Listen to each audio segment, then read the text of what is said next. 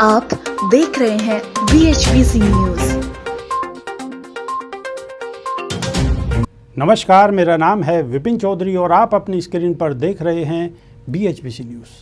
पूर्वी लद्दाख में भारत चीन सेनाओं के बीच गतिरोध कम करने के प्रयासों के बीच सोमवार 15 जून को गलवान घाटी में 3 घंटे तक दोनों सेनाओं के बीच चले खूनी संघर्ष में भारतीय सेना के कमांडिंग अधिकारी कर्नल समेत 20 जवान शहीद हो गए। इस झड़प में चीनी जवानों के मारे जाने की भी पुष्टि की गई है, लेकिन चीन की तरफ से यह नहीं बताया गया कि उनके कितने सैनिक हताहत हुए हैं। इसी को लेकर संयुक्त राष्ट्र समेत भारत के पड़ोसी देशों की बयान आने शुरू हो गए हैं। देखिए इस रिपोर्ट में।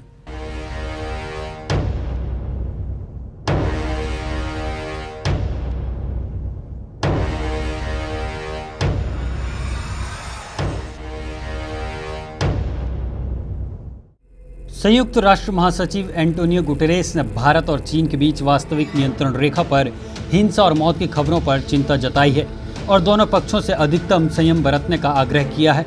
संयुक्त राष्ट्र महासचिव के प्रवक्ता एरी कनेको ने इसकी जानकारी दी है। कनेको ने कहा, भारत और चीन के बीच वास्तविक नियंत्रण रेखा पर हिंसा और मौत की खबरों पर हम चिंता प्रकट करते हैं और दोनों पक्षों से अधिकतम संयम बरतने का आग्रह करते हैं। लद्दाख की गलवान घाटी में हिंसक झड़प में भारतीय सैनिकों की शहादत पर यह प्रतिक्रिया दी। भारतीय जवानों के शहीद होने के बाद पाकिस्तान के विदेश मंत्री शाह महमूद कुरैशी ने कहा कि भारत और चीन के बीच बिगड़ते हालातों पर पाकिस्तान कड़ी निगरानी कर रहा है। कुरैशी ने कहा कि चीन की वास्तविक नियंत्रण रेखा पर विवादित लद्दाख क्षेत्र में वृद्धि की जिम्मेदारी भारत के साथ है, तो भारत को वहां सड़क निर्माण नहीं करवाना चाहिए था। नियंत्रण रेखा के पार से गोलाबारी कर भारत कश्मीरियों को शहीद कर रहा है, वहीं LAC पर चीन के साथ उलझ रहा है। नेपाल के साथ संघर्ष शुरू कर दिया है, नागरिकता का उपयोग कर बांग्लादेश को परेशान कर रहा है और श्रीलंका के साथ भी विवाद है। यह नरेंद्र मोदी के हिंदुत्व शासन का नाटक है और इसे शानदार जवाब मिलेगा। वहीं चीन ने आरोप लगाया है कि भारतीय सैनिक ने 15 जून को 2 बार अवैध गतिविधियों के लिए सीमा रेखा लांघी और चीन के कर्मियों को उकसाया और उन पर हमले किए, जिसके कारण दोनों पक्षों के बीच गंभीर मारपीट हुई। साथ ही उसने भारतीय सेना के इस बयान का विरोध किया कि गलवान घाटी में तनाव कम करने की प्रक्रिया के दौरान सैनिकों के बीच हिंसक झड़प हुई। भारत अपनी सेना को कंट्रोल में रखे, अग्रिम मोर्चे के अपने सैनिकों पर कड़ाई से नियंत्रण करे और रेखा नहीं लांघे, समस्या पैदा नहीं करें या एक तरफ कदम कभी भी न उठाएं, जिससे मामला जटिल बन जाए।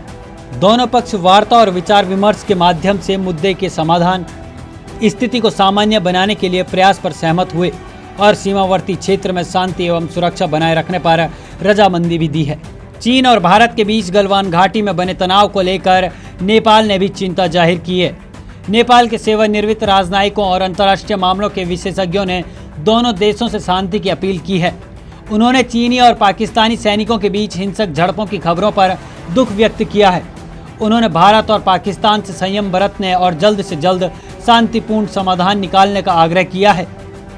आखिरकार अब चीन ने मान ही लिया है कि 15 जून रात वास्तविक नियंत्रण रेखा पर लद्दाख की गलवान घाटी में हिंसक झड़प के दौरान उनके भी सैनिक मारे गए हैं।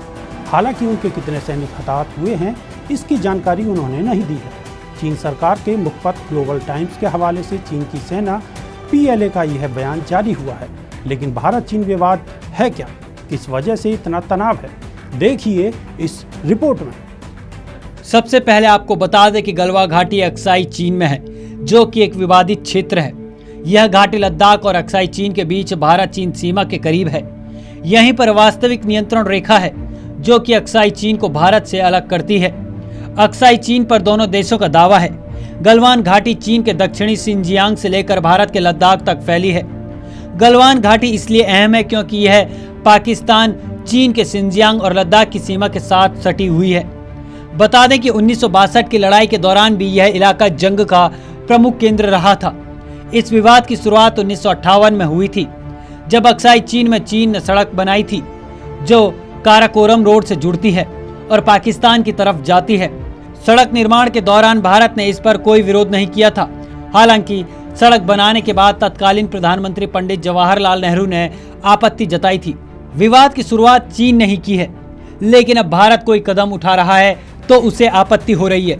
दरअसल गलवान घाटी में भारत के निर्माण को चीन गैर कानूनी इसलिए कह रहा है क्योंकि भारत चीन के बीच एक समझौता हुआ था कि LAC को मानेंगे और उसमें नए निर्माण नहीं करेंगे, जबकि चीन पहले ही इस क्षेत्र में सैन्य निर्माण कर चुका है और अब वह चाहता है कि भारत मौजूदा स्थिति को स्वीकार कर ले और बरकरार रखे। भारत भी सीमा पर अपनी पकड़ मजबूत करने के लिए वहां सामरिक निर्माण करना चाहता है।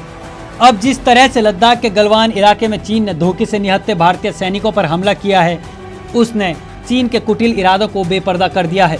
हिंसक झड़प की घटना 15-16 जून की रात हुई। भारतीय सैनिकों का दल कमांडिंग ऑफिसर कर्नल संतोष बाबू की अगुवाई में चीनी कैंप में गया था। भारतीय दल चीनी सैनिकों के पीछे हटने को लेकर बनी सहमति पर बात करने गई थी, लेकिन वहां भारतीय सैनिकों को चीन का धोखा मिला। बोल्डर, पत्थर, कंटीले तारों और कील लगे डंडों से चीनी सैनिकों ने हमला बोला। इस हिंसक झड़प में कमांडिंग ऑफिसर कर्नल संतोष बाबू और 2 जवान मौके पर शहीद हो गए थे और कई सैनिक जख्मी हो गए थे।